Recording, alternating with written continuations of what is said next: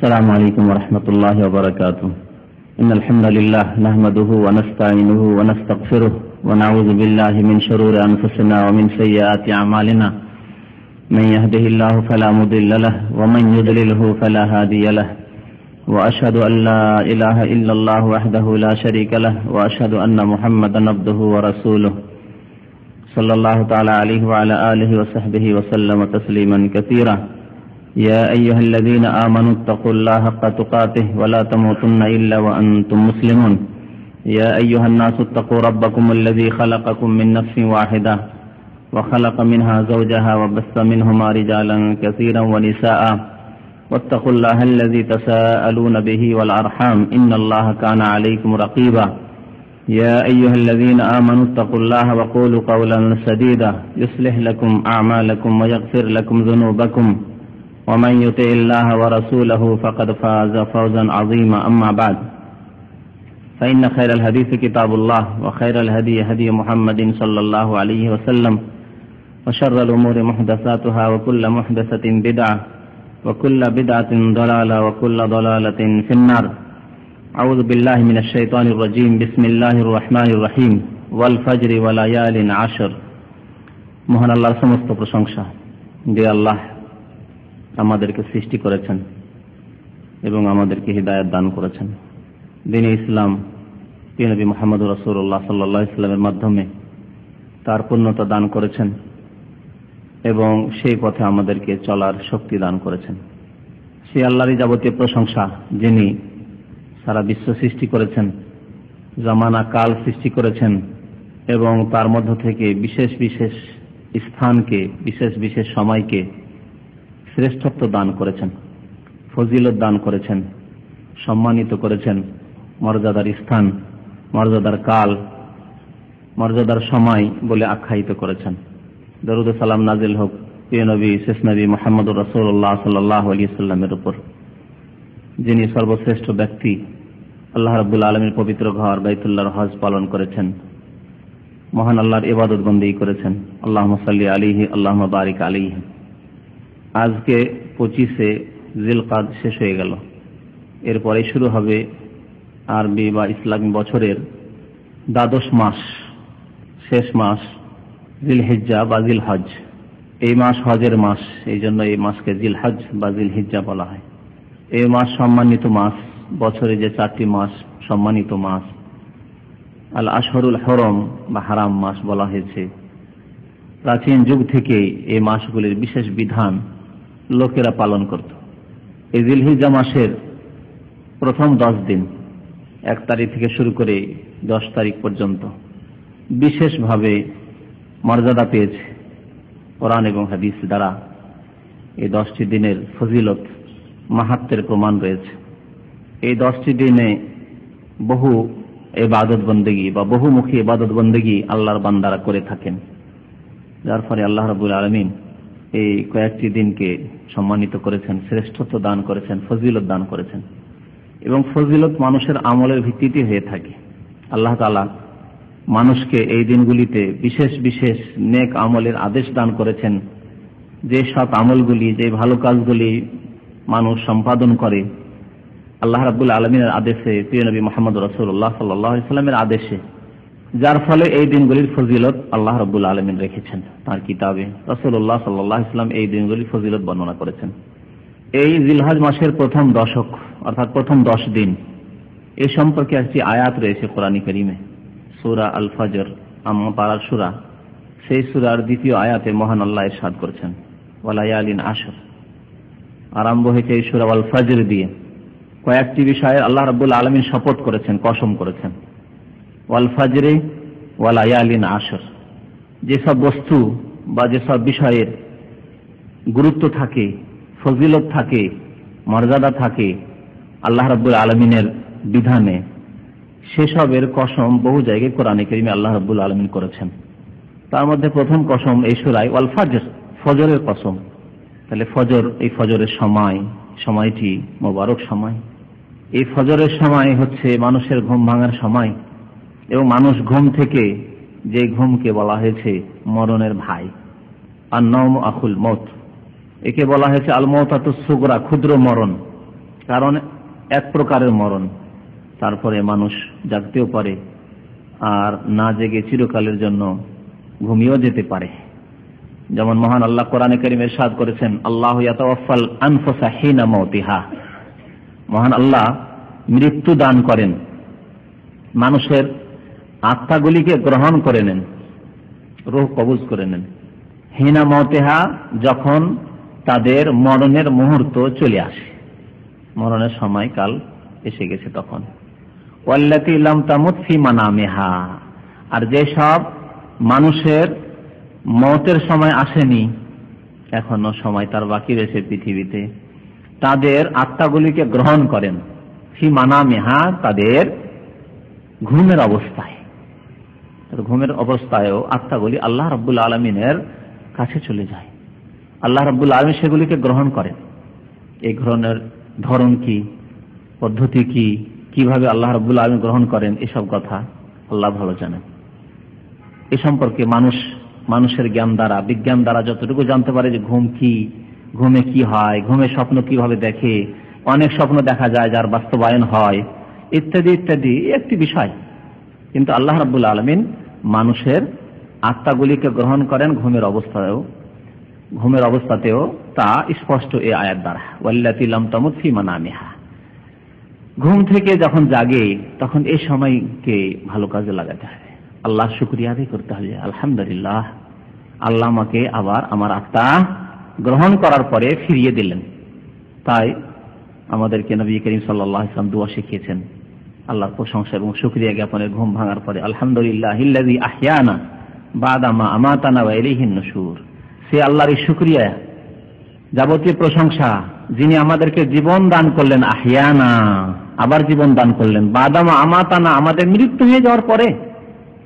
এখানেও এই হাদিসের দোয়ায় ঘুমকে মৃত্যু বলা হয়েছে, ওয়া ইলাইহিন নুশুর, এবং তার কাছে প্রত্যাবর্তিত হইতে হবে। তো যাক, মানুষকে ফজরের সময়, এই এমন একটি সময় আল্লাহ শুকরিয়া আদায় করা উচিত এবং ভালো কাজ দিয়ে আরম্ভ করা উচিত, সব যাতে করে সবসময় ভালো কাজ হয়। এই জন্য আল্লাহ রাব্বুল ফজরের নামাজ ফরজ করেছেন। প্রথম কাজ হচ্ছে আল্লাহর শুকরিয়া জ্ঞাপন করা ফরজ নামাজের মাধ্যমে। তারপরে দুনিয়ার কাজে লেগে যান, হালাল কাজগুলি করুন, বৈধ কাজ করুন, ভালো কাজ করুন, নেকির কাজ করুন ইত্যাদি। ওয়াল ফজর, আল্লাহ ফজরের কসম করেছেন। ফজরের নামাজ এত গুরুত্বপূর্ণ যে শুধু ফজরের সুন্নাতের কথা নবী করিম সাল্লাল্লাহু আলাইহি ওয়াসাল্লাম বলছেন যে রাকাতাল ফজরে খায়রুম মিনাদ দুনিয়া ওয়া মা ফিহা। ফজরের 2 রাকাত সুন্নাত সারা বিশ্বের যা কিছু রয়েছে সমস্ত চাইতে শ্রেষ্ঠ, উত্তম। সুন্নাত 2 রাকাত মাত্র ফজরের, সারা বিশ্বে যা কিছু আছে, আকাশ জমিন, ধন সম্পদ ইত্যাদি, মানুষ জিন, সবকিছু চাইতে উত্তম। তাহলে ফরজে কত ফজিলত হতে পারে। যে ফরজ নামাজ যদি জামাতে কেউ পড়ে ফজরের নামাজ, তাহলে নবী করিম সাল্লাল্লাহু আলাইহি ওয়াসাল্লাম কি বলেছেন, ওমান সাল্লাল ফাজরা ফি জামাতে যদি কেউ ফজরের নামাজ পড়ে, ফাকান্নামা কামাল লাইলা কুল্লাহ, তাহলে সেই ব্যক্তি যেন সারা রাত তাহাজ্জুদের নেকি পেয়ে গেল। কত ফজিলত, ফজরের আল্লাহ শপথ করেছেন। তারপরে আমাদের বিষয়বস্তু আজকে ওয়ালায়ালিন আশর, এবং 10 রাতের বা 10 দিনের শপথ। এখানে আল্লাহ রাত বলেছেন, আর কোরআনের ভাষায়, হাদিসের ভাষায় বহু হাদিস বা আয়াতে রাত বলে দিনকে উদ্দেশ্য করা হয়, বা রাত বলে দিন রাত দুটোকে উদ্দেশ্য করা হয়। দিন বলে রাত দিন, আমরা দিন বলি, আজকের দিন মানে 24 ঘন্টাকে ধরি আমরা, দিন রাত দুটোকে ধরি। তো কোরআনের ভাষায় এরকম কখনো রাত বলে দিন রাত দুটোকে ধরা হয়েছে, কখনো দিন বলে দিন রাত দুটোকে ধরা হয়েছে। আল্লাহ এখানে 10 রাতের অর্থাৎ 10 দিনের শপথ করেছেন। ওয়ালায়ালিন আশার, আশার মানে 10 রাতের বা 10 দিনের শপথ। তাহলে এই 10 দিনের বড় গুরুত্ব রয়েছে। এই 10 দিন কোন দিনগুলি, এ সম্পর্কে তাফসীরকারদের 2টি মত। একটি হচ্ছে রমজান মাসের শেষ 10 দিন, শেষ 10 দিন বা শেষ 10 রাত, এই একটি তাফসীর। যদি তা বলা হয় সেটিও ঠিক আপন জায়গায়, কারণ রমজান মাসের শেষ 10 দিনের বড়ই ফজিলত রয়েছে। রমজান ফজিলতপূর্ণ, এবং সেই রমজানের মধ্যে আবার বিশেষ করে শেষ 10 দিন বড়ই ফজিলতপূর্ণ, যাতে রয়েছে লাইলাতুল কদর, শবে কদর। দিনে সিয়াম পালন করা হয়, ফরজ ইবাদত, এবং রাত্রে জেগে ইবাদত বন্দি কিয়ামুল লাইল করা হয়, কিয়াম রমাদান করা হয়, যাতে অতীতের গুনাহ খাতা মাফ হয়ে যায়। আর অন্যান্য তাফসীরকারগণ বলেছেন যে না, এই 10 রাতের উদ্দেশ্য হচ্ছে জিলহজ মাসের প্রথম 10 রাত বা 10 দিন। ওয়ালায়ালিন আশর মানে জিলহজ মাসের প্রথম 10 দিন। কারণ সবে কদর বা লাইলাতুল কদরের ফজিলত সম্পর্কে সূরা কদর রয়েছে, ইন্না আনজালনাহু ফি লাইলাতুল কদর রয়েছে, সূরা দুখানে আয়াত রয়েছে, তো ফজিলতের অন্যান্য আয়াত রয়েছে। আর এই 10 দিন জিলহজ মাসের 10 দিন সম্পর্কে কোরআনে কারিমে এখানে উল্লেখ করা হয়েছে, ওয়াল ফাজরে ওয়া লায়ালিন আশর। তাহলে 10 দিন বা 10 রাতের আল্লাহ শপথ করেছেন, অর্থাৎ জিলহজ মাসের প্রথম 10 দিনের আল্লাহ শপথ করেছেন। বলছিলাম যে কোনো বিষয় বা যে কোনো বস্তুর আল্লাহ শপথ করেন তার গুরুত্ব দেখানোর জন্য, তার ফজিলত দেখানোর জন্য। তাহলে এই 10 দিনের ফজিলত রয়েছে বলেই আল্লাহ রাব্বুল আলামিন কসম করেছেন, শপথ করেছেন এই 10 দিনের। এই 10 দিনের গুরুত্ব বা ফজিলত কেন? প্রথম দিকে বলেছিলাম যে কোন স্থান বা যে কোনো কাল, যে কোনো সময়কে আল্লাহ শ্রেষ্ঠত্ব দান করেছেন, ফজিলত দান করেছেন, তার গুণাগুণ বর্ণনা করা হয়েছে কোরআন এবং হাদিসে। তাতে বেশি বেশি নেক আমল সম্পাদিত হয় আল্লাহ এবং রাসূলের আদেশে, যার কারণে রমজান মাসের ফজিলত মোবারক মাস বেশি বেশি ইবাদত বন্দেগী আল্লাহ রাব্বুল আলামিন করা হয়, সিয়াম, কিয়াম আর অন্যান্য ইবাদত বন্দেগী, ফরজ, নফল। ঠিক তেমনি এই জিলহজ মাসের 10 দিন, প্রথম 10 দিনের ফজিলত এই জন্যই যে এতে বহুমুখী নেক আমলের আদেশ রয়েছে, ফরজ হোক অথবা সুন্নত হোক, মুস্তাহাব হোক। এই আমলগুলি, এই করণীয়গুলি কি কি আজকে আপনাদের সামনে উল্লেখ করব। আমরা এই 10 দিনকে কেমন করে আমাদের পরকালের পাথেয় হিসাবে পাথেয়ের কাজে লাগাতে পারি, আমরা এখান থেকে কি আমাদের আখিরাতের যে যাত্রা, পরকালে যাত্রা হবে, সফর হবে, এই সফরের জন্য আমরা কি পাথেয় সঞ্চয় করতে পারি। মহান আল্লাহ কোরআনে কারিমে ইরশাদ করেছেন, ওয়াতাজাওয়াদু ফাইন্না খায়রাজ যাদিত তাকওয়া।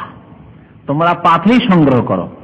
হাজী সাহেবদেরকে আল্লাহ রাব্বুল আলামিন এখানে বলছেন ওয়াতাজাওয়াদু, তোমরা পাথেয় নিয়ে যাও, যাতে করে হজে গিয়ে ভিক্ষা না করতে হয়। কারণ ভিক্ষা করা ভালো কাজ নয়, অগতির গতি না হলে ভিক্ষা করা উচিত নয়, মেহনত করে খেতে হবে। যে ব্যক্তি মেহনত করে খেতে পারবে তার জন্য ভিক্ষা করা মোটেই চলবে না। তোমরা পাথেয়, হারাম কাজ না করতে হয়। আছে ঘরে হয়তো অনেক কিছু আছে, অল্প স্বল্প পয়সা নিয়ে গেলেন, সমস্যাই, ঘরে সচ্ছলতা থাকা সত্ত্বেও গিয়ে আপনাকে ভিক্ষা করতে হচ্ছে, সেজন্য আল্লাহ পাথেয় নিতে বলেছেন। তবে দুনিয়ার পাথেয় চাইতে, টাকা পয়সা চাইতে, খাদ্যদ্রব্য চাইতে উত্তম পাথেয় হচ্ছে, বা আসল যে পাথেয় একজন মুমিনের, তা হচ্ছে ফাইন্না খায়রাজ যাদ আত-তাকওয়া। সর্বোত্তম পাথেয় হচ্ছে তাকওয়া, আল্লাহ ভীরুতা।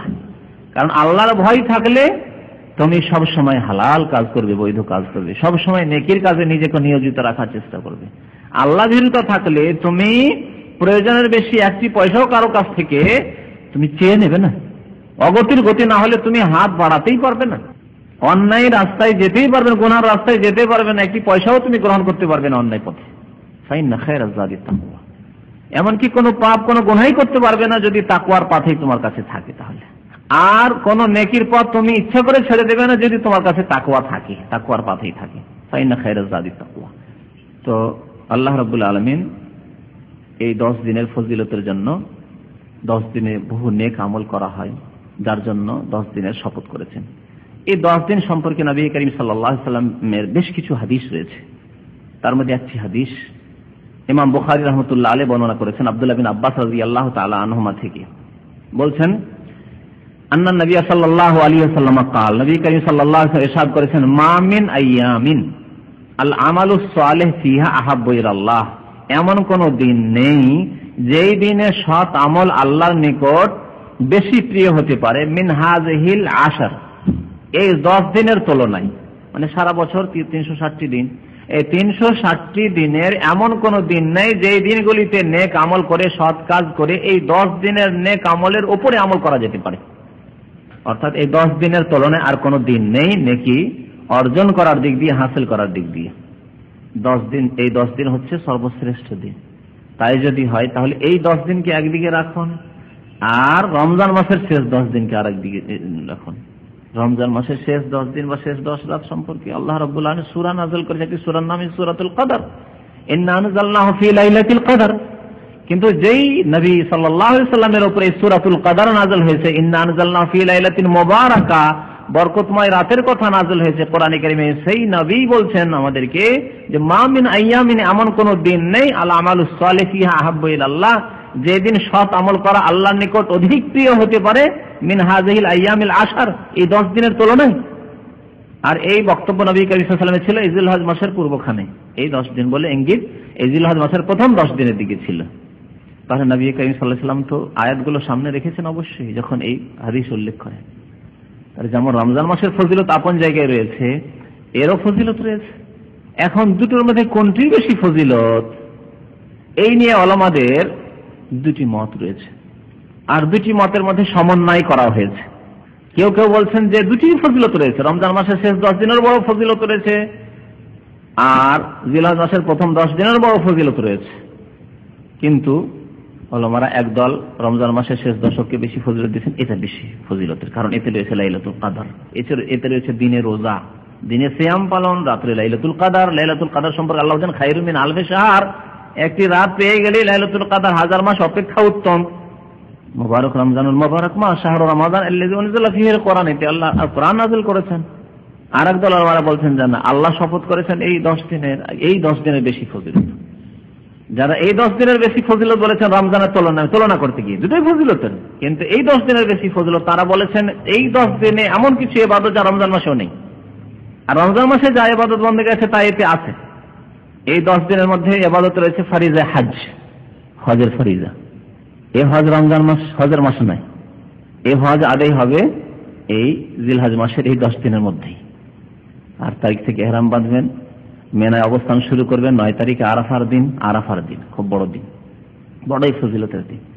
10 তারিখে বহু নেক আমল, হজের অধিকাংশ কাজগুলি 10 তারিখে হজ রয়েছে। এতে হজের সাথে উমরাও করে, তামাত্তুক কিরানকারীরা হজের সাথে উমরাও করে। এই দিনগুলিতে সারা বিশ্ব থেকে হাজী সাহেবরা একত্রিত হন, এখানে মহাসম্মেলন। সারা বিশ্বের মুসলিম ভাইদের একে অপরের খোঁজ নেওয়ার একটা সুযোগ পান। কোন ক্ষেত্রে এরকম সুযোগ সুবিধা নেই, ব্যবসা বাণিজ্যের ক্ষেত্রে হোক, আর আন্তর্জাতিক চুক্তি হোক, আর আন্তর্জাতিক বৈঠকই হোক, আর অমুক আর তমুক যাই কিছু হোক না কেন, কিন্তু এই মহাসুযোগ ইবাদত বন্দেগীর মাধ্যমে মহাসম্মেলন সারা বিশ্বের মুসলিমদের। আরাফার মাঠে অবস্থান, একই লেবাসে, একই পোশাকে, না গরিব চিহ্নিত, না ধনী চিহ্নিত, না রাজা চিহ্নিত, না প্রজা চিহ্নিত, সবাই সমান। হজের ইবাদত রয়েছে। আর একটি ইবাদত রয়েছে যা রমজান মাসে নেই, তা হচ্ছে কোরবানি। সারা বিশ্বের মুসলিমরা কোরবানি করছে, যেখানে থাকুক না কেন, হজে আসতে পারেনি কিন্তু বাড়িতে বসে বসে কোরবানি করছে। 10 তারিখে কোরবানি, 10 তারিখ থেকে কোরবানি আরম্ভ, সেদিনে বেশি উত্তম কোরবানি কর। যদি 11, 12, 13 তারিখ পর্যন্ত কোরবানি চলবে ইয়ামে তাশরিকে, কিন্তু 10 তারিখ কোরবানির দিন ইয়ামুন নাহার। এই 10 দিনে সে ঈদুল আজহা রয়েছে, ঈদের জামাত। এই 10 দিনের সিয়াম পালনের ফজিলত রয়েছে, তার মধ্যে বিশেষ করে আরাফার দিনের। তাহলে বহু আমল দেখেন, বহুমুখী আমল। তাকবীর রয়েছে, আল্লাহর জিকির আজকার রয়েছে বেশি বেশি করে। এই আমলগুলি এক একটি করে বলবো আপনাদের সামনে। তো এই দিক দিয়ে অনেকেই বলেছেন যে জিলহজ মাসের প্রথম 10 দিনের ফজিলত বেশি। যাই হোক, রমজানের শেষ 10 দিন আর জিলহজ মাসের প্রথম 10 দিন নিয়ে এই না করে যে কোনটা বেশি শ্রেষ্ঠ, এই ক্ষেত্রে এক শ্রেণীর উলামায়ে কেরাম সমন্বয় করেছেন, মানে দুটোকে মিলিয়ে ফজিলতে বর্ণনা করেছেন যে রাতের দিকে যদি দৃষ্টি রাখেন, রাতের দিকে, তাহলে রমজান মাসের শেষ 10 রাত বেশি উত্তম। কারণ রমজান মাসের শেষ 10 দিনে যে ইবাদতগুলি রয়েছে তার মধ্যে ফজিলত বর্ণনা করা হয়েছে কোরআনে রাতের। ইন্না আনজালনা ফি লাইলাতিল কদর, লাইলাতুল কদরের কথা বলা হয়েছে। তাহলে ওই 10 রাত বেশি উত্তম। আর জিলহজ মাসের রাতের তুলনায় দিনের ফজিলতের কথা বলা হয়েছে, কারণ এই জিলহজ মাসের প্রথম 10 দিনে যে আমলগুলি হয় সেগুলি অধিকাংশ দিনের আমল। কুরবানি দিনে করা উত্তম, যদিও জায়েজ রয়েছে হয়তো রাতে, কিন্তু দিনে করা উত্তম। তো এইভাবে সমন্বয় করা হয়েছে যে রাতের দিকে খেয়াল করলে রমজান মাসের শেষ দশকের রাতগুলি উত্তম, দিনের দিকে খেয়াল করলে জিলহজ মাসের প্রথম 10 দিন বেশি ফজিলতপূর্ণ। বা সাহাবারা জিজ্ঞেস করলেন, কালু ইয়া রাসূলুল্লাহ, আল্লাহ রাসূল, ওয়ালাল জিহাদ ফি সাবিলিল্লাহ, নবী সাল্লাল্লাহু আলাইহি ওয়াসাল্লাম কি বলেছিলেন যে আল্লাহর নিকট সবচেয়ে প্রিয় আমল এই 10 দিনে হয়ে থাকে, জিলহজ মাসের প্রথম 10 দিনে। আর সারা বছর এমন কোন দিন নেই যাতে আল্লাহর নিকট এত প্রিয় আমল হয় যত প্রিয় আমল আল্লাহর নিকট হয় এই 10 দিনে। সাহাবারা জিজ্ঞেস, ওয়ালাল জিহাদ ফি সাবিলিল্লাহ, কেউ যদি আল্লাহর রাস্তায় জিহাদ করে, আল্লাহর রাস্তায় জিহাদ করে, ওয়ালাল জিহাদু ফি সাবিলিল্লাহ, আল্লাহর রাস্তায় জিহাদ যদি কেউ করে, জিহাদের জন্য যেসব শর্ত রয়েছে, জিহাদ ফরজে আইন, জিহাদ ফরজে কিফায়া, আর একটি বিধান, কিন্তু জিহাদের অবব্যাখ্যা করে, জিহাদের এই নামটিকে ভেঙে খেয়ে কেউ যদি মুসলিমকে খুন করে, কেউ যদি শিশুদেরকে খুন করে, কেউ নারীদেরকে খুন করে, কেউ যদি মুসলিম দেশে অশান্তি সৃষ্টি করে, এগুলি ফিতনা ফাসাদের অন্তর্ভুক্ত, এগুলির নাম জিহাদ নয়। জিহাদ কিয়ামত পর্যন্ত ফরজ, একে যে অস্বীকার করবে সে মুসলমান নয়।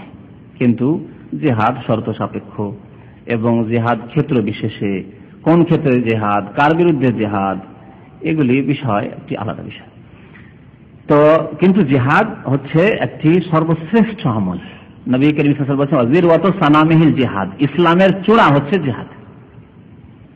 কারণ ছোটখাটো পাহাড়ে বা পাহাড়ের কিনারায় এক একটু পাহাড়ের উপরে ওঠা, অনেকে উঠে যেতে পারে, কিন্তু একটি সবচেয়ে বড় পাহাড়, আর পাহাড়ের মধ্যে আবার যদি চূড়াতে চড়তে বলা হয় তাহলে সবার পক্ষে সম্ভব নয়। অনেকে অর্ধেক রাস্তা থেকে ফিরে গেল, কিছুদূর যাওয়ার পরে ফিরে গেল, বলে যে না আর ওপরে চড়তে আমি পারবো না। পাহাড়ে যারা চড়েছেন তারা নিশ্চয় দেখেছেন যে যদি ওই রকম সাহস না থাকে তো চূড়াতে চড়তে পারবেন না। ওই কাঁপতে কাঁপতে হয়তো আছাড়ি খাবে, আর না হলে নেমে আসবে যে আর আমার দ্বারা হচ্ছে না। তাহলে পাহাড়ের চূড়ার উপরে কে চড়তে পারবে? যার ওই রকম সাহস রয়েছে, হিম্মত রয়েছে। তো আল্লাহর রাস্তায় জিহাদ করার মতো ঈমান এবং তাকওয়া এবং জীবনের কুরবানির জন্য প্রস্তুতি, চিন্তা না করা স্ত্রীর কথা, চিন্তা না করা ছেলে মেয়েদের কথা, চিন্তা না করা দুনিয়ার লোভ লালসা আর ভোগ বিলাসে বাড়ি ঘর তৈরি করলাম, হাই রে সব কে খাবে রে, আর এই আর সেই, সব ত্যাগ করা ছাড়া উপায় নেই। আল্লাহ যদি জিহাদ ফরজ করে দেয় এবং জিহাদ ফরজ হয়ে গেছে, এইসব শর্ত সাপেক্ষ জিহাদের এইরকম পরিস্থিতি তৈরি হয়ে গেছে, তাহলে সেই ক্ষেত্রেও অনেকেই মুনাফিক বলে চিহ্নিত। নবী করিম সাল্লাল্লাহু আলাইহি ওয়াসাল্লামের জামানায় মুনাফিক বলে চিহ্নিত ছিল মদিনার এক শ্রেণীর লোকেরা, যারা হিল্লা বাহানা করে জিহাদে যাতে না যেতে হয় তার জন্য তারা যত পথ অবলম্বন করতে হয় করত। ওয়ালাউ জিহাদু ফি সাবিলিল্লাহ, কেউ যদি আল্লাহর রাস্তায় জিহাদ করে মুজাহিদ হয়ে ফিরে আসে অথবা শহীদ হয়ে যায়, সেও কি এই 10 দিনের একজন আমলকারীর সমান ফজিলত হাসিল করতে পারবে না? কি হাসিল করতে পারবে না? একজন লোক এই 10 দিনে ইবাদত বন্দী করলো, জিলহজ মাসের 10 দিনে, আর আরেকজন আল্লাহর রাস্তায় জিহাদ গেল, নিজেকে উৎসর্গ করে দিল, কোরবানি করে দিল, শহীদ করে দিল আল্লাহর রাস্তায়, বা বীর মুজাহিদ হয়ে আল্লাহ শত্রুদেরকে পরাজিত করে ফিরে আসতে পারলো, গাজী ফি সাবিলিল্লাহ, সেও কি এই 10 দিনের আমলকারীকে পারবে না প্রতিযোগিতায়? নবী সাল্লাল্লাহু আলাইহি ওয়াসাল্লাম ওয়ালাল জিহাদু ফি সাবিলিল্লাহ, আল্লাহর রাস্তায় জিহাদ করেও পারবে না। তবে বলেছেন হ্যাঁ, জিহাদ করতে গিয়ে ইল্লা রাজুলুন খারাজা বিনাফসিহি ওয়া মালিহি, তবে এমন একজন মানুষ যে ব্যক্তি নিজেকে নিয়ে এবং নিজের ধন সম্পদ নিয়ে আল্লাহর রাস্তায় বেরিয়ে গেল। মালিহি ধন সম্পদ মানে তার কাছে অস্ত্র শস্ত্র, সবারি বা যেসব ধন সম্পদ তার জন্য প্রয়োজন, সব নিয়ে যাওয়ার পরে আল্লাহর রাস্তায় এমন জিহাদ করলো, জিহাদ করতে গিয়ে ফালাম ইয়ারজি মিন যালিকা বিশাই, তারপর কোনো কিছু নিয়ে আর ফিরে আসলো না। ঘোড়া নিয়ে গেছিল, ঘোড়া আল্লাহর রাস্তায় কোরবানি করে দিল, কিছু ফিরে আসলো না। ধন সম্পদ যা কিছু সাথে নিয়ে গেছিল কিছুই ফিরে আসে, ও ফিরে আসলো না, আল্লাহর রাস্তায় শহীদ হয়ে গেল। আল্লাহর শত্রুদের বিরুদ্ধে জিহাদ করতে গিয়ে সে শহীদ হয়ে গেল। তার মর্যাদা কেউ হাসিল করতে পারবে না, তার মতো ফজিলত কেউ হাসিল করতে পারবে না। মুসনাদে আহমদে আরেকটি হাদিস রয়েছে আব্দুল্লাহ বিন ওমর রাদিয়াল্লাহু তাআলা আনহুমা থেকে, তিনি বলছেন যে নবী করিম সাল্লাল্লাহু আলাইহি ওয়াসাল্লাম ইরশাদ করেছেন, মা মিন আইয়ামিন আ'যামু ওয়া আহাব্বু ইলাল্লাহি আল আমালু ফীহিন্না মিন হাযিহিল আইয়ামুল আশর, এমন কোন দিন নেই যেই দিনের আমল মহান হতে পারে, আল্লাহর নিকট প্রিয় হতে পারে এই 10 দিনের আমলের তুলনায়। এই জিলহজ মাসের 10 দিন, প্রথম 10 দিনের কথা। সুতরাং কোন আমলগুলি করবে? কয়েকটি আমলের কথা নবী করিম সাল্লাল্লাহু আলাইহি ওয়াসাল্লাম এখানে বলেছেন, ফাআকসিরু ফীহিন্না মিনাত তাহলিল ওয়াত তাকবীর ওয়াত তাহমিদ। সুতরাং তোমরা এই 10 দিন, জিলহজ মাসের 10 দিনে বেশি বেশি তাহলিল করো। তাহলিল বলা হয় লা ইলাহা ইল্লাল্লাহ বলাকে।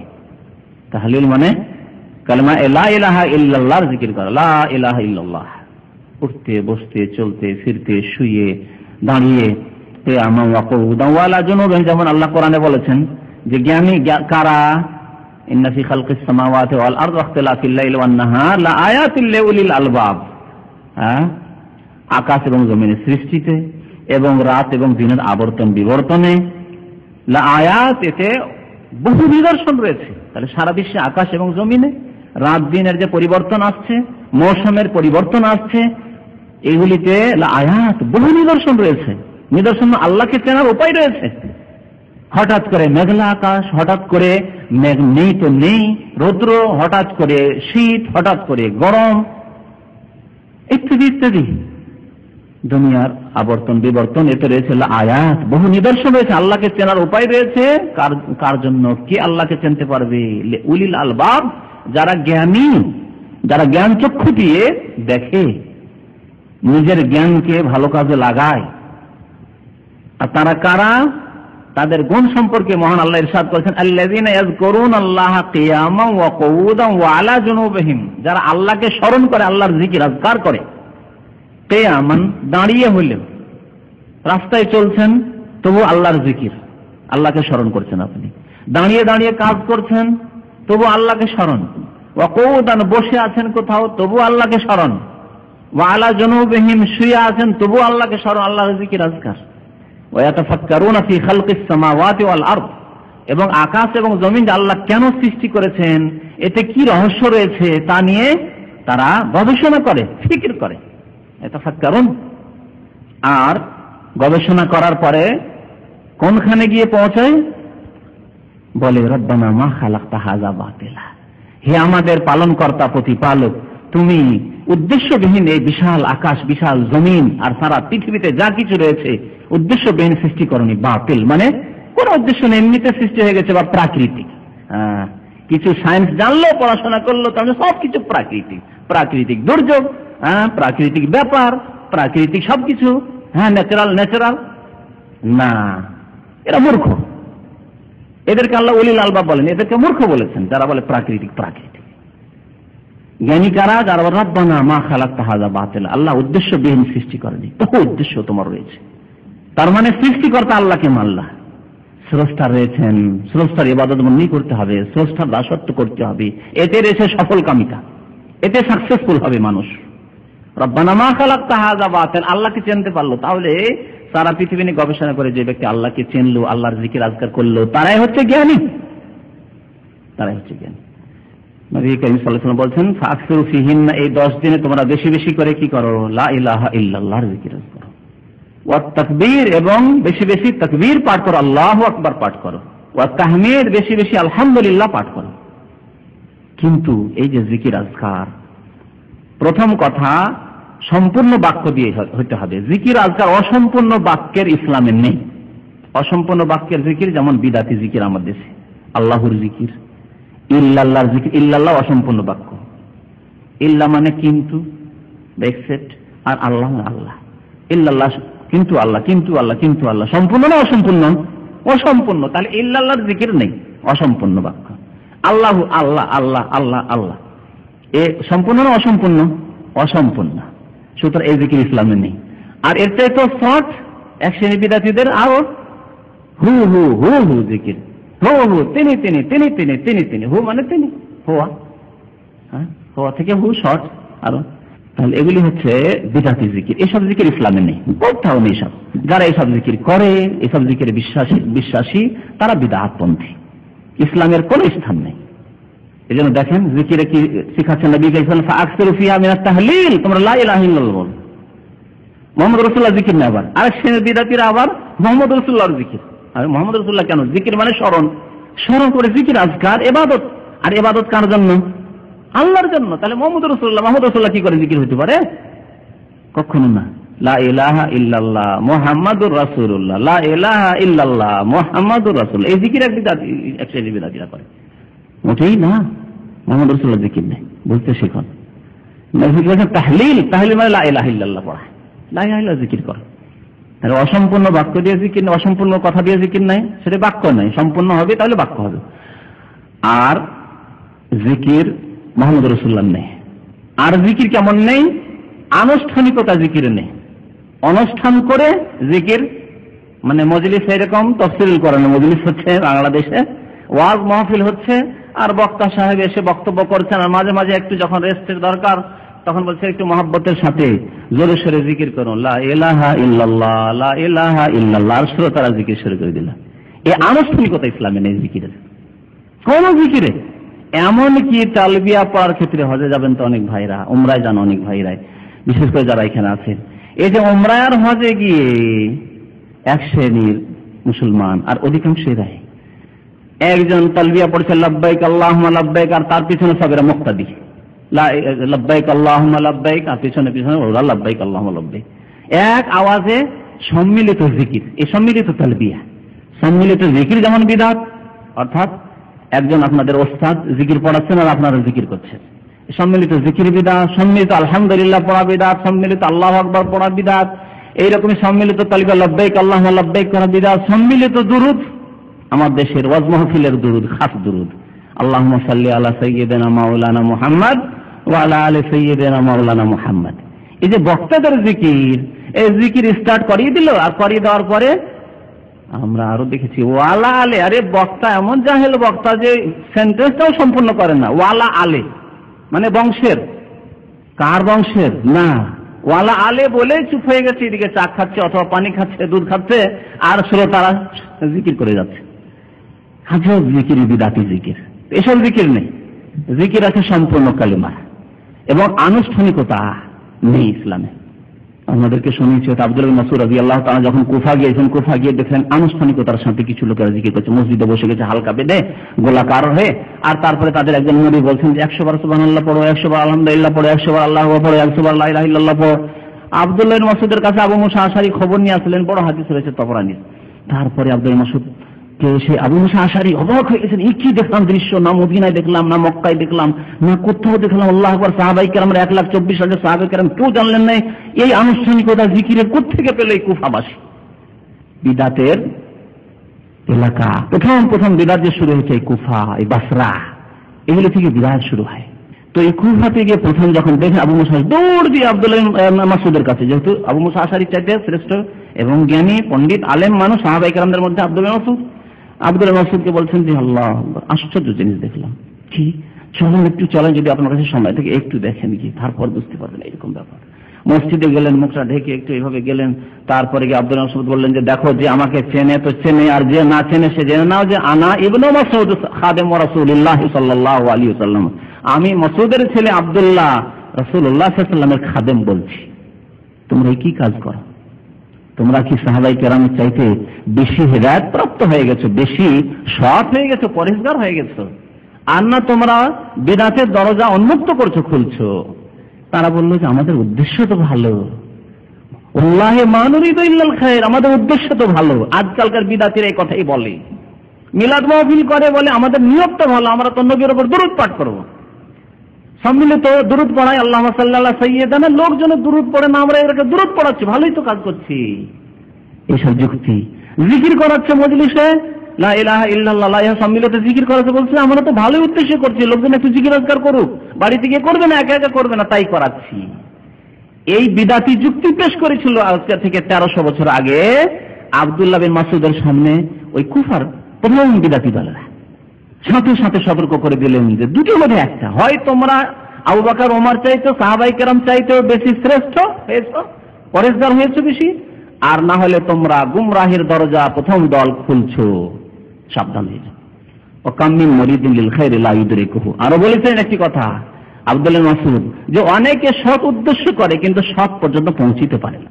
যেমন আজকে খ্রিস্টানদের অ্যাকশনে যারা ধার্মিক, তাদের বাতিল ধর্মে যারা ধার্মিক, ইহুদিদের যারা ধার্মিক, হিন্দুদের যারা ধার্মিক, কত কষ্ট ক্লেশ করছে, মেহনত করছে, তারা কি অসৎ উদ্দেশ্য নিয়ে করবে না সৎ উদ্দেশ্য নিয়ে? সারা জীবন বিয়ে শাদী করলো না, যে দুনিয়ার শাদী চাকলো না, তিক্ত জীবন নিয়ে থেকে গেল এই বড় আশায় যে স্বর্গ হাসিল করবো। হায় রে, স্বর্গ কোথায় বা স্বর্গ তারা পাবে? বুঝতে পারছেন? আব্দুল্লাহ মাসউদ এই কথা বলেছিলেন যে বিদআত দিয়ে জান্নাত হাসিল করা যায় না, আল্লাহ সন্তুষ্টি হাসিল করা যায় না। কাম্মি মুরিদিন লিল খায়রি লা ইউদরিকুহু, অনেকে সতের ইচ্ছা করে কিন্তু সৎ পর্যন্ত পৌঁছতে পারে না। তাহলে সৎ পর্যন্ত পৌঁছলে দুটি শর্ত আপনারা জানেন, এক হচ্ছে একমাত্র আল্লাহর জন্য করতে হবে, ওরা তো আল্লাহর জন্যই করছে, কিন্তু দ্বিতীয় শর্ত হচ্ছে যে একমাত্র শেষ নবী, প্রিয় নবী মুহাম্মদুর রাসূলুল্লাহ সাল্লাল্লাহু আলাইহি ওয়াসাল্লামের তরিকা অনুযায়ী ওই কাজটি হতে হবে। নবী সাল্লাল্লাহু আলাইহি ওয়াসাল্লামের তরিকা সম্মিলিত জিকির আজকার নেই, সম্মিলিত লাব্বাইক পড়া, তালবিয়া পড়া নেই, সম্মিলিত লা ইলাহা ইল্লাল্লাহ আল্লাহুম্মা সাল্লি আলা সাইয়্যিদিনা মুহাম্মদ নেই। তাহলে জিকির সম্পর্কে সতর্ক।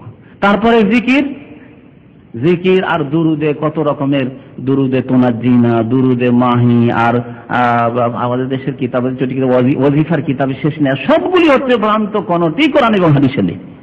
হ্যাঁ, কি জালালি আর অমক আর তমক, ওই ওয়াজিফার বই যারা দেখেছেন তওবা করেন, ওইসব বিদাতি ওয়াজিফার বই পড়বেন না।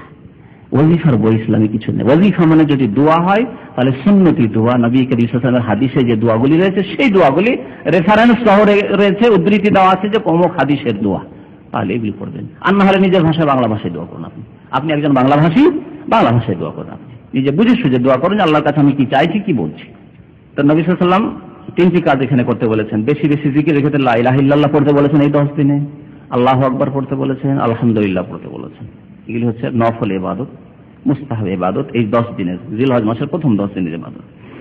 জিলহজ মাসের 10 দিনের মধ্যে যেসব ইবাদত বান্দেগী করবেন তার মধ্যে যেটি সর্বশ্রেষ্ঠ ইবাদত, সর্বোত্তম ইবাদত, ফরজ ইবাদত, সেটি হচ্ছে হজ এবং উমরা আদায় করা।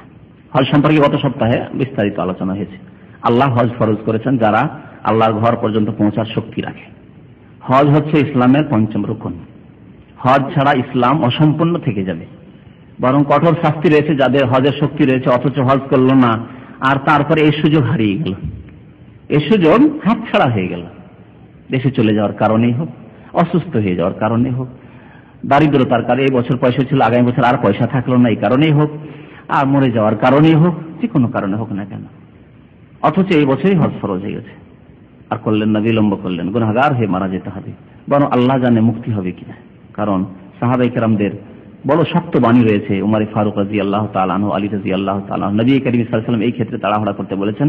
যাই হোক, এই বিষয়ের উপরে গত সপ্তাহে আলোচনা হয়েছে। তাহলে হজ করতে হবে, এবং হজ হচ্ছে এই 10 দিনের সর্বোত্তম আমল, যতগুলি আমল রয়েছে তার মধ্যে। কারণ কি, ফরজ, ফরজের তুলনায় নফল হতে পারে না, মুস্তাহাব কাজ হতে পারে না। কারণ ফরজের মাধ্যমে একজন মানুষ পাশ করে জান্নাত পেয়ে যেতে পারে, কিন্তু নফল করে যদি নফলের পাহাড় থাকে, পাহাড় দিয়েও জান্নাতে যাবে না। কারণ নফল আছে আর ফরজ তরক হয়ে আছে। নফল অনেক ইবাদত বন্দেগী করেছেন, কিন্তু ফরজ একটি ছুটি আছে।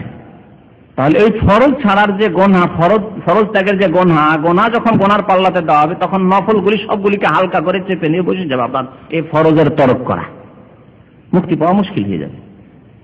এক কথায় ফরজ দিয়ে সেকেন্ড ডিভিশন, থার্ড ডিভিশন হইলেও, কোন রকম পাস হলেও পাস করা যাবে, জান্নাতে যাওয়া যেতে পারে ফরজ ওয়াজিব দ্বারা। কিন্তু শুধু নফল দিয়ে কাজ হবে না।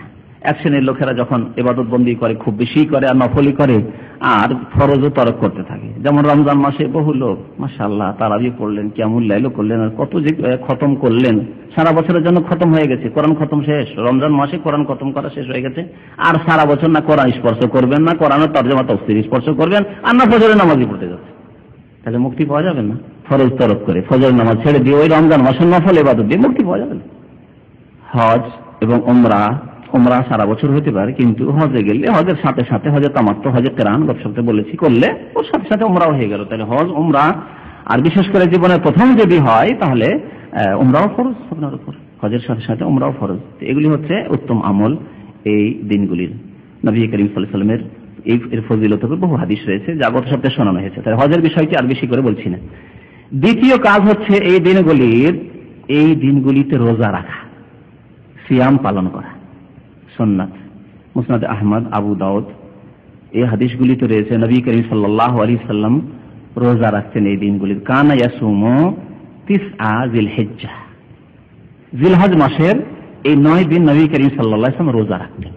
তাহলে জিলহজ মাসের 1 তারিখ থেকে শুরু করে 9 তারিখ পর্যন্ত রোজা রাখা, 10 তারিখে নয়। কারণ আরেকটি হাদিস রয়েছে সহিহ বুখারী, নবী করিম সাল্লাল্লাহু আলাইহি ওয়াসাল্লাম নিষেধ করেছেন, আন্নান নবী সাল্লাল্লাহু আলাইহি ওয়াসাল্লাম নাহা আন সিয়ামি ইয়াউমাইন, 2 দিন রোজা রাখতে নিষেধ করেছেন বছরে। কি কি দিন? ঈদুল ফিতর ওয়া ঈদুল আযহা। ঈদুল ফিতর প্রথম শাওয়াল, আর ঈদুল আযহা হচ্ছে 10ই জিলহজ। তাহলে 10ই জিলহজ রোজা রাখতে পারছেন না আপনি, 9 পর্যন্ত রাখবেন। 1 থেকে নিয়ে 9 পর্যন্ত রোজা রাখতে পারেন। বিশেষ করে যারা হজে যাবেন না, রোজা রাখেন, কারণ বড় ফজিলত রয়েছে। আর এই শীতকাল সম্পর্কে একটি হাদিস রয়েছে যে শীতকালের রোজাকে কি বলা হয়েছে হাদিসে? আল গানিমাতুল বারিদা, শীতল গনিমত। শীতল গনিমত, ঠান্ডা গনিমত। গনিমত বুঝেন? গনিমত বলা হয় যে আল্লাহ শত্রুদের বিরুদ্ধে জিহাদ করে যে ধন সম্পদ হাসিল হয়, পরাজিত হওয়ার পরে তারা ছেড়ে উদা হয়ে গেল, তখন তাদের ধন সম্পদ যেগুলি পাওয়া গেল সেগুলি গনিমত। এই উম্মতের জন্য আল্লাহ গনিমতের সম্পদকে হালাল করেছেন, হালাল রিজিক। এমনকি নবী করিম সাল্লাল্লাহু আলাইহি ওয়াসাল্লামের জন্য গনিমত হালাল ছিল, যাকাত হালাল ছিল না।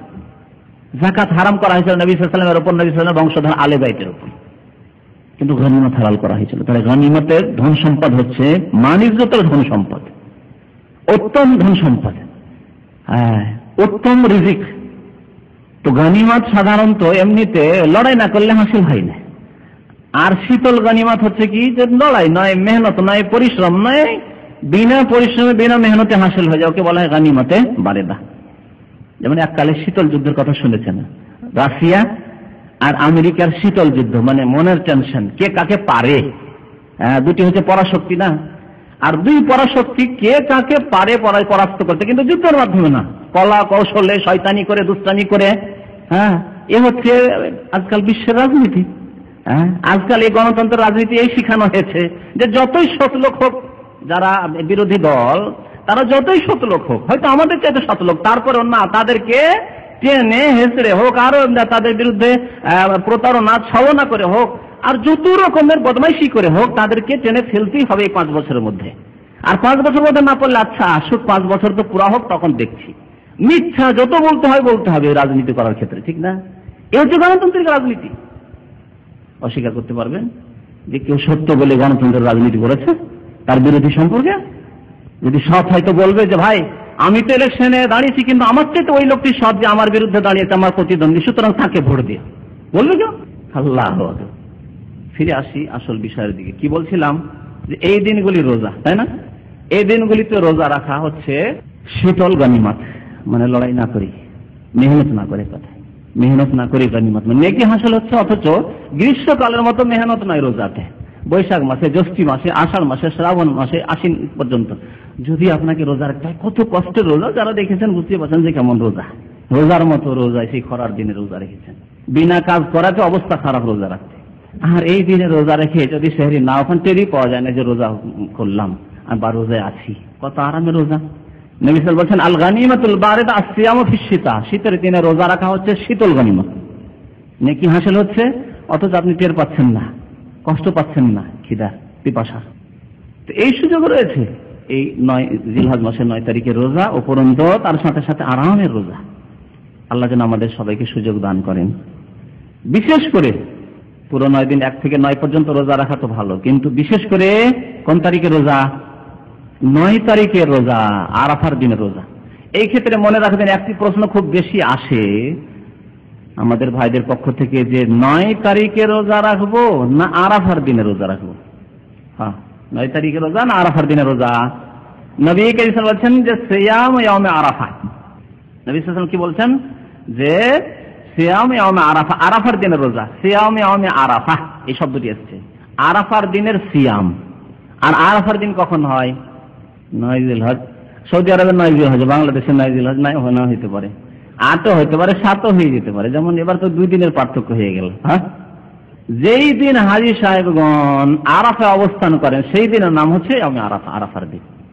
তো আরাফার দিনের রোজার কথা নবী সাল্লাল্লাহু আলাইহি ওয়াসাল্লাম বলেছেন সিয়াম ইয়াউমে আরাফা, আরাফার দিনের রোজা। আর আজকাল যেহেতু সারা বিশ্বের মুসলিমদের জন্য জানা সুবিধা হয়ে গেছে যে আরাফায় কোন দিন হাজির অবস্থান করছে। 50 বছর 100 বছর আগে হয়তো জানার ব্যবস্থা ছিল না, খোঁজই পেত না যে কোন দিনে আরাফা হইলো আর কোন দিনে কোরবানি হইলো। এমনকি রেডিও পর্যন্ত ছিল না। গ্রামে হয়তো কোনো একজনের বাড়ি আছে, ওই চৌধুরীর বাড়িতে একজন, তাও নেই, হয়তো এলাকাকে এলাকা নেই, আরো একটু পেছনে চলে যান। তাহলে কি করে জানবে যে কখন আরাফা হচ্ছে না হচ্ছে? জানতে পারতো না। তখন কি করবে? যখন জানছে না, তাহলে তারা 9 তারিখে রোজা রেখেছে, আল্লাহ সেভাবে কবুল করেছেন। কিন্তু এখন জানার এত সুবিধা হয়ে গেছে যে প্রচার মাধ্যমগুলি সরাসরি ওই আরাফার দৃশ্য পেশ করছে আপনার দেশে, যে কোনো দেশে মুসলিম দেশে আছেন, আরাফার দৃশ্য পেশ করছে আপনার দেশে, যে এই আরাফাতে হাজী সাহেবরা আসছেন, যাচ্ছেন, এই করছে সেই করছে, সব দেখতে পাচ্ছেন আপনি। আর বুঝতে পারছেন যে আজকে আরাফার দিন, তো আরাফার দিনে রোজা রাখতে হবে, জানার যখন ব্যবস্থা হয়ে গেছে। সিয়াম ইয়াউমে আরাফা, আরাফার দিনে রোজা রাখলে কি ফজিলত? নবী করিম সাল্লাল্লাহু আলাইহি ওয়াসাল্লাম ইরশাদ করেছেন আহতাসিবু আলাল্লাহ, আমি আল্লাহর নিকট আশা রাখি, আন ইউকাফিরা সানাতাল্লাতী ক্বাবলা ওয়াস সানাতাল্লাতী বাদাহ, যে আরাফা রোজা রাখলে গত বা পেছনের 1 বছরের গুনাহ মাফ হবে, আর আগামী 1 বছরের গুনাহ মাফ হবে। একটি রোজা রাখবেন। কিন্তু এই রোজা রাখবে কারা? হাজী সাহেবরা যারা আরাফা অবস্থান করেন তারা কি রাখবেন? তাদের জন্য রাখা উত্তম নয়, তাদের জন্য রাখা উত্তম নয়, সুন্নতের খেলাফ, উত্তম নয়। কথা ভালো করে মনে রাখবেন, উত্তম নয় মানে কি হারাম? তাহলে জায়েজ, কিন্তু অনুত্তম। উত্তম নয় কেন? প্রথম কথা, তারা সফরে, অধিকাংশ হাজী সাহেব তারা সফরে, আনাচে কানাচের যদি হাজি হয়, আশেপাশের হাজিদার হাজি, মক্কার হাজি, তারপরে কষ্টের কাজ, মেহনতের কাজ, দৌড়াদৌড়ি, ছোটাছুটি, ভিড়, কষ্টের সময়। আর তাদের আরো বড় ইবাদত, এই রোজার চেয়ে বড় ইবাদতে তারা আছেন আরাফার অবস্থা, আরাফার জিকির আজকার, আরাফার দোয়া, আরাফায় আল্লাহকে ডাকা, আল্লাহর কাছে কাটাকাটি, আরো বড় ইবাদতে তারা রয়েছেন। ফরজ, এই ফরজ হজ নির্ভর করছে আরাফার অবস্থানের উপর। সুতরাং তাদেরকে বলা হয়েছে তোমরা রোজা রাখিও না, তোমাদের কষ্ট, আল্লাহ কষ্ট চান না। যেখানে আল্লাহ ছাড় দিয়েছেন সেখানে কষ্ট চান না, আর যেখানে আল্লাহ আদেশ করেছেন সেখানে নিশ্চয় কষ্ট না, আপনি কষ্ট ফিল করছেন। যেমন একটি কথা আছে যে হক কথায় কি বন্ধু বেজার হয়, কিন্তু তাকে কষ্ট লাগে, কষ্টদায়ক নয়। হক কথা, ন্যায্য কথায় কষ্ট লাগে, সে অনুভব করে, কিন্তু আসলে যদি তার ঈমান যদি মজবুত হতো তাহলে কষ্ট অনুভব করতো না। এখানে যদি আপনার একটা সত্যি আপনি ভুল করেছেন আর আপনার ভুলটি ধরে দেওয়া হলো, তারপরে মন মেজাজ আপনার ক্ষুণ্ণ হলো, তাহলে আপনার ঈমানের নবায়ন করা উচিত। কেন? কোরআন হাদিসের কথা বললো, সেই হাদিসের কথা, আল্লাহ এবং রাসূলের কথা, তারপরে কোনো মন ক্ষুণ্ণ, আপনার ভুলটি ধরে দিল, সেই জন্য আমার ভুল ধরলো, আমাকে এই অপমান করলো। তবে ভুল ধরার ক্ষেত্রে হিকমত অবলম্বন করা উচিত। যদি ব্যক্তি জীবনের ভুল হয় তাহলে লোকজনের সামনে না ধরে পার্সোনাল তাকে আদব কায়দার সাথে বলতে হবে। তো হাজী সাহেবরা রোজা রাখবেন না এই জন্য যে আল্লাহ ছাড় দিয়েছেন তাদেরকে। নবী করিম সাল্লাল্লাহু আলাইহি ওয়াসাল্লাম আরাফা অবস্থান করেছেন, হজের বছর রোজা রাখেননি। বিদায় হজের বছরে আরাফায় যখন অবস্থান করেছেন তখন নবী সাল্লাল্লাহু আলাইহি ওয়াসাল্লাম রোজা রাখেননি, অন্যান্যদেরকে রোজা রাখতে বলেছেন। তাহলে যারা হজে নেই, হজের বাইরে আছেন, মক্কাতে আছেন কিন্তু হজ এবছর করছেন না, অথবা বাইরে রয়েছেন, সারা বিশ্বের মুসলিম ভাইরা, তারা রোজা রাখবেন। রোজা রাখলে গত 1 বছরের গুনাহ মাফ, আর আগামী 1 বছরের গুনাহ, 2 বছরের গুনাহ খাতা মাফ হবে। এই যে গুনাহ মাফের হাদিসগুলি রয়েছে, বহু ক্ষেত্রে রয়েছে, শুধু এই ক্ষেত্রে নয়, অন্য ক্ষেত্রে রয়েছে। এগুলির অর্থ কি? যে কবিরা গুনাহ মাফ হবে, ছোট গুনাহগুলি মাফ হবে। কারণ ছোট গুনাহের জন্য তওবার শর্ত নেই। নেক আমল করলে, ভালো কাজ করলে ছোট গুনাহগুলি এমনিতে মাফ হতে থাকে, এমনিতে মাফ হয়। উযু করলে ছোট গুনাহ মাফ হয়, নামাজ পড়লে ছোট গুনাহ মাফ হয়, মসজিদে পায়ে হেঁটে গেলে যত দূর থেকে যাবেন, যত কদম হাঁটবেন গুনাহ মাফ হয় ইত্যাদি। লাইলাতুল কদরে জাগরণ করলে, ইবাদত বন্দেগী করলে গুনাহ মাফ হয়। তো গুনাহ মাফ হওয়ার জন্য বহু হাদিস আছে। জিকির আজকার করলে গুনাহ খাতা মাফ হয়, কালেমা তাওহীদ বেশি বেশি পাঠ করলে গুনাহ মাফ হয়। তো গুনাহ মাফ হয় ছোট গুনাহ, সগীরা গুনাহগুলি।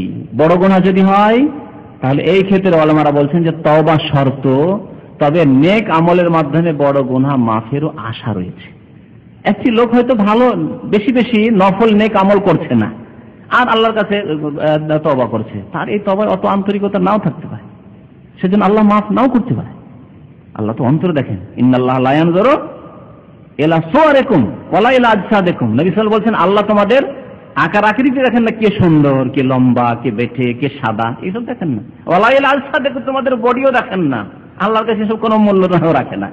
ওয়ালাকিন ইয়ানজুরু ইলা কুলুবিকুম ওয়া আমালিকুম, তবে আল্লাহ কি দেখেন?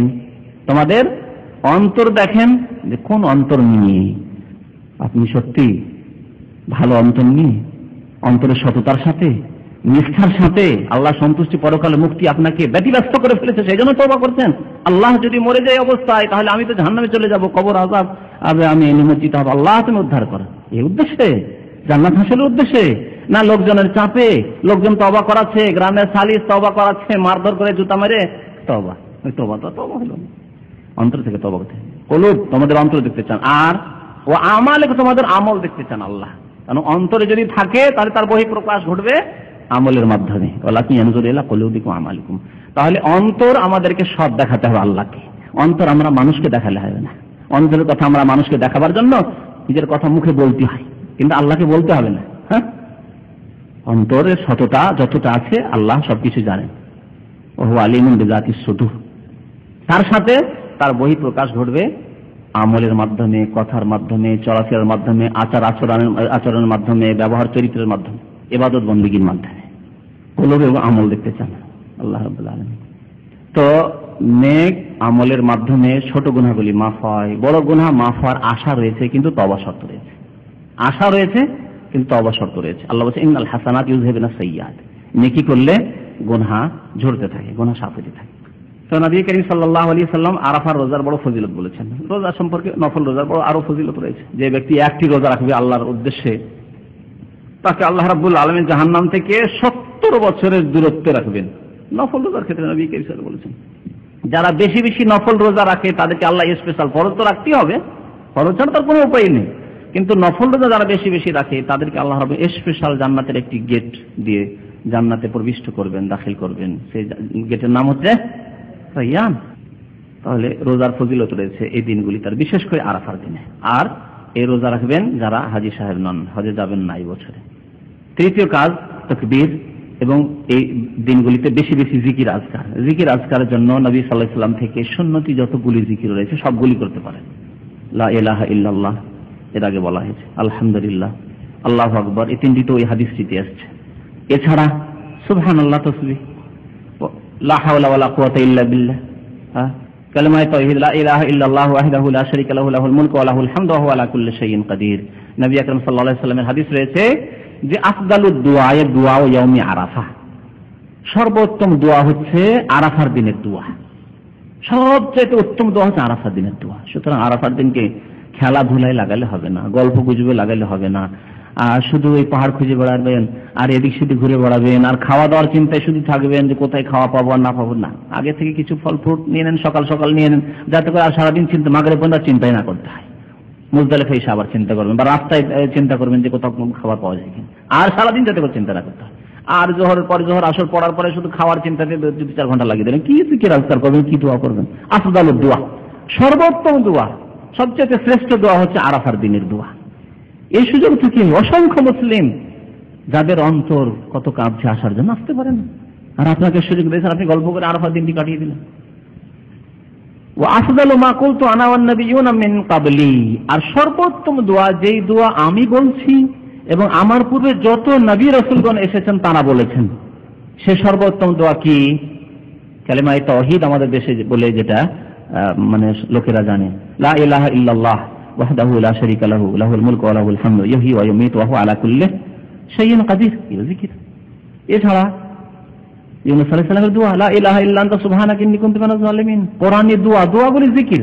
জিকির কথাটি ব্যাপক, যেটা আমাদের দেশের মানুষ বুঝে না। জিকির মানে শুধু আল্লাহর জিকির ছাড়াকেই আমাদের দেশের এক শ্রেণীর লোকেরা জিকির ভাবে। জিকির কথা এত ব্যাপক যে জিকিরের মধ্যে সমস্ত দোয়া শামিল। কোরআনের দোয়াই হোক আর হাদিসের দোয়াই হোক, নিজের ভাষায় দোয়া হোক, আল্লাহ তুমি আমার গুনাহ খাতা মাফ করে দাও, আল্লাহ আমার রুজিতে তুমি বরকত দাও। কাকে স্মরণ করছেন আপনি?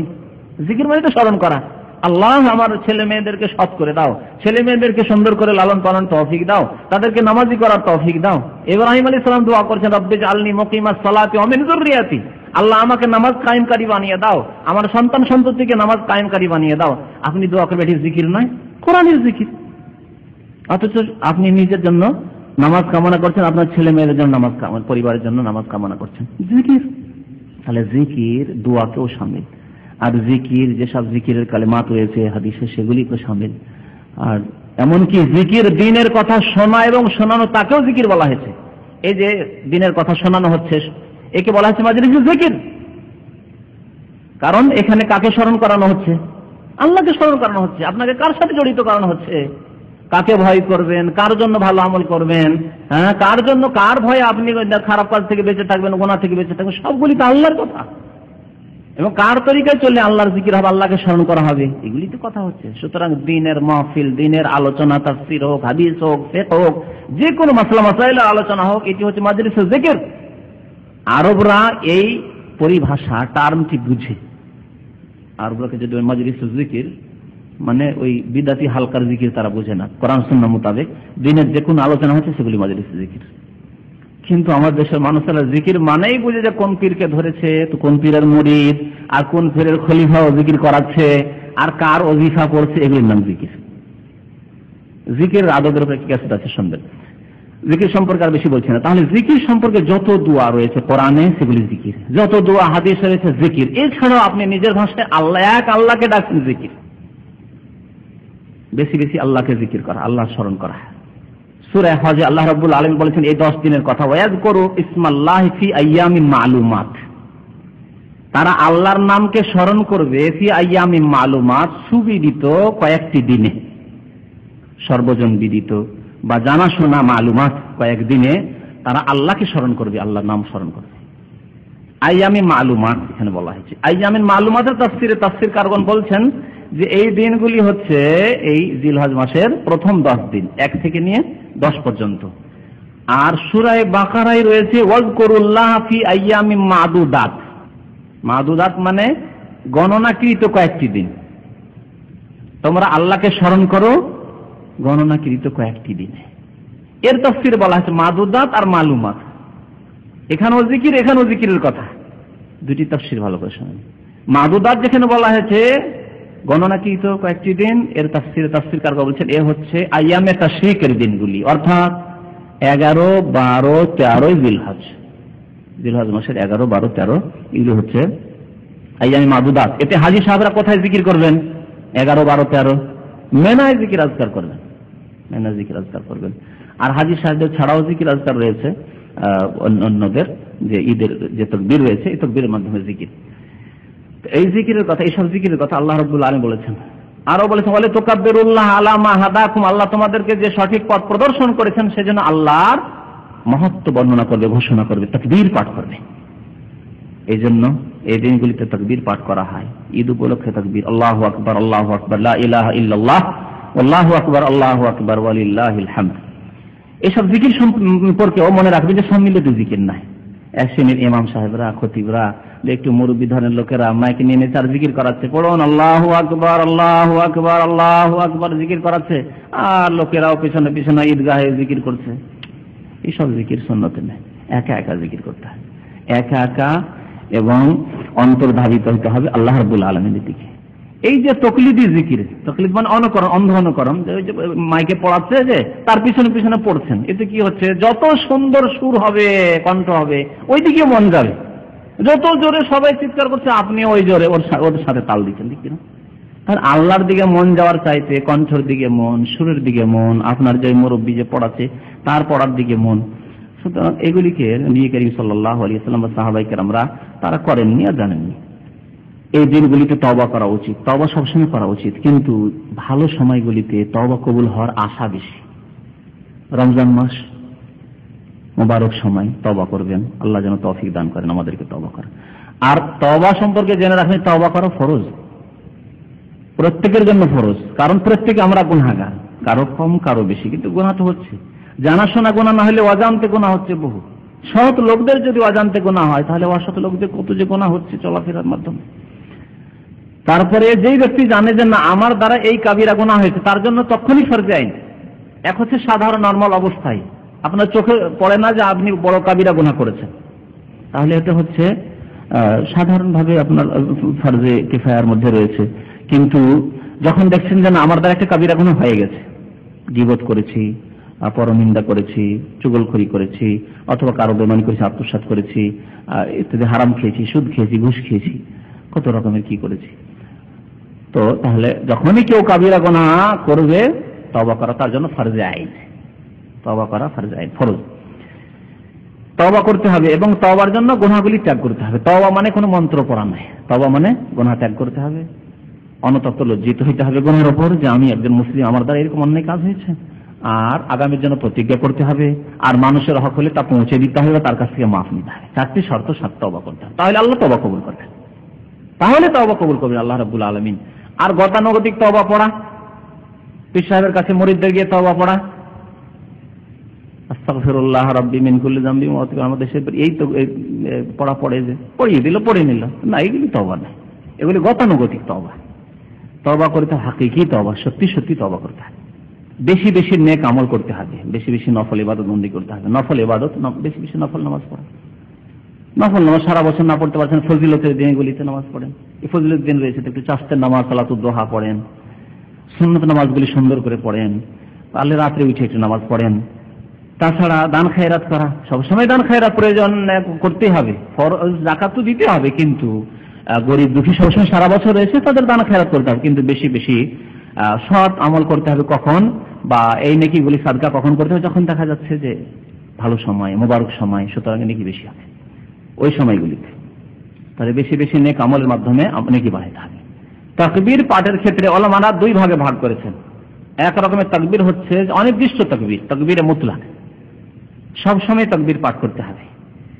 আর আরেক তাকবীর হচ্ছে তাকবীরে মুকাইয়্যদ, মানে বিশেষ সময়ের তাকবীর, যে এই তাকবীরটি বলবেন আল্লাহু আকবার আল্লাহু আকবার লা ইলাহা ইল্লাল্লাহ আল্লাহু আকবার লিল্লাহিল হামদ, প্রথম জিলহজ থেকে শুরু করে এই 10 পর্যন্ত, 10 জিলহজ পর্যন্ত এই তাকবীরগুলি হচ্ছে তাকবীর মুতলাক, মানে যে কোনো সময় আপনি চলাফেরায় তাকবীর পাঠ করবেন। সাহাবায়ে কেরামরা, বিশেষ করে সাহাবায়ে কেরামদের মধ্যে কয়েকজন সাহাবী, তার মধ্যে উল্লেখযোগ্য আব্দুল্লাহ বিন ওমর রাদিয়াল্লাহু তাআলা আনহু, বাজারে চলে যেতেন, বাজারে কোনো কাজ নেই, বাজারে চলতে থাকতেন আর মানুষের সাথে কথা বলতে থাকতেন, সালাম হয়তো তার সাথে সাথে উচ্চ স্বরে তাকবীর পাঠ করতেন স্মরণ করানোর জন্য অন্যদেরকে, আল্লাহু আকবার লা ইলাহা ইল্লাল্লাহ আল্লাহু আকবার লিল্লাহিল হামদ। আর আরেকটা হচ্ছে তাকবীর মুকাইয়াদ, মানে বিশেষ সময়ের তাকবীর, সেটা হচ্ছে আপনার আরাফার দিন থেকে শুরু করে নামাজের পরে পরে যারা হাজী নয় তাদের, আর হাজীদের জন্য কুরবানির দিন থেকে শুরু করে 13 তারিখ তাশরিকের শেষ দিন আসর পর্যন্ত প্রত্যেক ফরজ নামাজের পরে তাকবীর পাঠ করবে, যখনই সালাম ফেরা হবে তখনই বলবে। এই আমলগুলি আরব দেশে রয়েছে, এই দেশে দেখবেন সালাম ফেরার পরে এই দিনগুলিতে ভালো করে লক্ষ্য করে দেখবেন উচ্চ স্বরে তাকবীর পাঠ করছে, আল্লাহু আকবার লা ইলাহা ইল্লাল্লাহ আল্লাহু আকবার ওয়ালিল্লাহিল হামদ।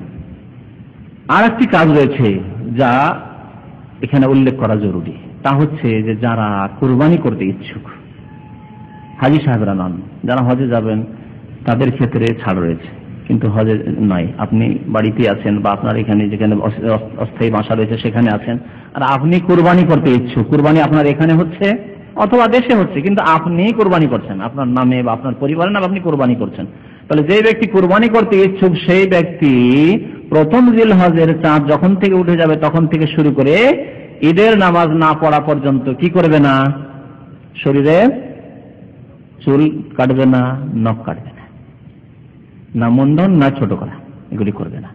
নবী করিম সাল্লাল্লাহু আলাইহি ওয়াসাল্লাম এই ক্ষেত্রে ইরশাদ করেছেন যে ইযা রাআইতুম হিলালা জিলহিজ্জাহ, যখন জিলহিজ্জা মাসের, জিলহজ মাসের তোমরা হিলাল মানে চাঁদ, প্রথম দ্বিতীয় তৃতীয় এই যে চাঁদ এগুলোকে হিলাল বলে, এই চাঁদ দেখে নিবে, ওয়া আরাদা আহাদুকুম আন ইউদাহিয়া, আর তোমাদের কেউ কুরবানি করতে ইচ্ছুক, তাহলে যাদের কুরবানি নেই, অভাবী মানুষ কুরবানি করবে না, তাহলে সে কাটতে পারে। যে ব্যক্তি কুরবানি করতে ইচ্ছুক ফালিয়ুমসিক আন শারিহি ওয়া আযফারিহি, সে যেন তার চুল না কাটে এবং নখ না কাটে, চুল নখ না কাটে। অন্য হাদিসে রয়েছে ফালা ইয়াখুয মিন শারিহি ওয়ালা মিন আযফারিহি হাত্তা ইউদাহিয়া, যতক্ষণ পর্যন্ত কুরবানি না করে নেবে ততক্ষণ পর্যন্ত, তাহলে ঈদ পড়ার পরে প্রথম কাজ কুরবানি করেন, তারপরে চুল নখ কাটেন, ততক্ষণ পর্যন্ত চুল বা নখ কাটবে না। যেই চুলগুলি কাটা যায় সেগুলি, ঠিক কিনা? আর যে চুল কাটা যায় না, হ্যাঁ, সেই চুল কি সারা বছর অন্য সময় কাটা যাবে? কিছু লোকের আছে 10 দিন কাটলেন না, মাশাআল্লাহ 10 দিন দাড়ি ছেড়েই দিলেন, তারপর যেমনি 10 দিন গেল, ঈদটা পড়ে এসে কুরবানি করা হইলো, তখন আপনার খাসি আর গরু কুরবানির সাথে সাথে দাড়িটিকেও কুরবানি করে দিলেন। এমনটা করবেন না, ঈমান মজবুত করতে চেষ্টা করেন। আল্লাহ রাব্বুল আলামিন কোরআনে কারিমে বারবার করে স্মরণ করেছেন, ফালা তাখাফুহুম ওয়া খাফুন ইন কুনতুম মুমিনিন, মানুষকে ভয় করিও না, আল্লাহকে ভয় করো, ইন কুনতুম মুমিনিন, যদি মুমিন হও। কাফের শিখেরা মানুষকে ভয় করে না, অথচ এক এক শহরে হয়তো একটি করেও পাওয়া যাবে না শিখ। যে দেশে ভারতের শিখ, সেই ভারতেও এমনও শহর আছে যে একটিও শিখ খুঁজে পাবেন না আপনি, ওই একাই চলাফেরা করছে গোটা শহরে। সে যদি তার জাতি খুঁজে গোটা সিটিতে পাবেন, হয়তো বড় শহর 2-4-5টি শহর বাদ দিয়ে ছোটখাটো ডিস্ট্রিক্ট লেভেলে শহরে গেলে একটাও খুঁজে পাবেন না। তাদের একটা রাজ্য পাঞ্জাব ছাড়া অন্য জায়গায় খুঁজে পাওয়া মুশকিল। তারপরে যেখানেই যাচ্ছে তারা তাদের বাতিল দাড়ি মোচ নিয়ে, কত বাতিলের উপর তারা বীর পুরুষ। কিন্তু মুসলিম এত বুজদিল হয়ে গেছে, এত কাপুরুষ হয়ে গেছে, বা এরা বিজাতিকে এমন ভাবে স্মরণ করেছে যে মানুষকে ভয় করে।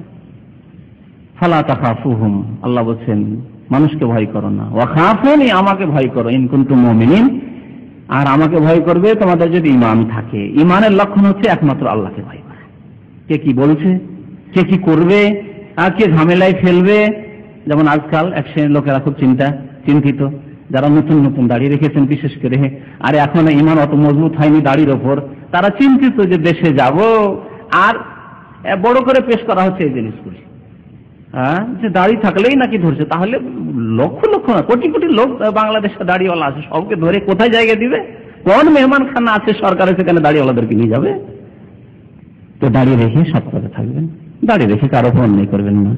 দাঁড়িয়ে রেখে জুলুম অত্যাচার করবেন না। নারী শিশুকে মারা জায়েজ নয়। এমনকি যারা আসলে মুরতাদ, যারা আসলে নাস্তিক, ইসলামের শত্রু, তাদেরকেও শাস্তি দেওয়া, পানিশমেন্ট দেওয়া আপনার হাতে নেই, এটি সরকারের হাতে। সরকার দিল, তাদের ফরজ আদায় করলো, না দিল আল্লাহর কাছে তারা জবাবদিহি করবে, আপনার কাছে না। আবার এই জন্য এই বিষয়টি সম্পর্কে সতর্ক করছি, যাতে করে আমরা সঠিক পথে থাকতে পারি। আল্লাহ রাব্বুল আলামিন আমাদেরকে যেন নেক আমলের তৌফিক দান করেন। আল্লাহ রাব্বুল আলামিন আমাদেরকে যেন পাপের কাজ থেকে সর্বদাই বেঁচে থাকার তৌফিক দান করেন। আল্লাহ আমাদের যেসব ভাইরা হজ করতে পারেন তাদেরকে হজ করার জন্য তৌফিক দান করেন। যেসব ভাইরা হজ আদায় করেছেন তাদের হজ যেন কবুল করেন। যেসব ভাইরা হজ করতে ইচ্ছুক কিন্তু আল্লাহ রাব্বুল আলামিন এখনো সুযোগ দেননি বা নিয়ত করেছেন, তাদের নিয়ত পূরণ করেন আল্লাহ রাব্বুল আলামিন। আল্লাহ যেন আমাদের ইবাদত বন্দেগী কবুল করেন, আমাদের হজ যেন কবুল করেন, আমাদের নামাজ যেন কবুল করেন, আমাদের কুরবানি যেন কবুল করেন, আমাদেরকে কুরবানি করার জন্য তৌফিক দান করেন। আমিন। সাল্লাল্লাহু আলাইহি ওয়া সাল্লাম মুহাম্মদ ওয়া আলা আলিহি ওয়া সাহবিহি আজমাইন।